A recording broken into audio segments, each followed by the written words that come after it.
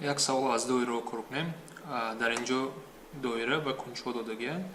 کنج BOC که از مرکز می 60 گرادوس می باشد و کنج BAC رو از 1 گرادوس چند برابر می شد. یعنی ما اینو x کنیم باید همین x رو یابیم، کنج A رو یا کنج BAC رو. برای این سوال کار کردن اول بیایم کنج های دویره رو به خاطر بیاریم. در اینجا ما دو رسم موندگیم. از اول یکم شده برایم. در یکم این چی است؟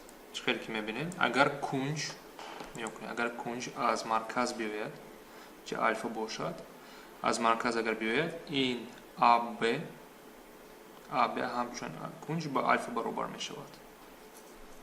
اگر کنج از یک طرف دایره بیاید، یعنی از یک طرف دایره بیاید، یعنی نقطه میمونه. اگر از یک مرکز یک طرف دایره بیاید و این کنج بچ میشه دو مرتبه BC دو مرتبه کنج میشه. یعنی اگر اینجا الفا باشد دو الفا، اگر مثلا اینجا بگیم که 10 گرادوس باشد اینجا 20 گرادوس میشه. اگر اینجا 30 گرادوس باشد اینجا 60 گرادوس میشه. یعنی دو مرتبه میشه اگر یک طرفی دایره بیاید.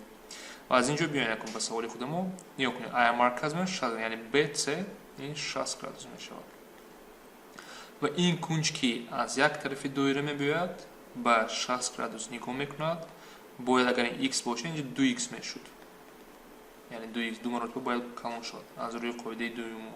اگر یکم بیایم این دوم و از اینجا چی معلوم میشود؟ 2x برابر 60 و از اینجا اگر ما 60 رو به 2 تقسیم کنیم x برابر 30 گرادوس میشود. یعنی از اینجا x 30 گرادوس میشود. 30 برابر میشود.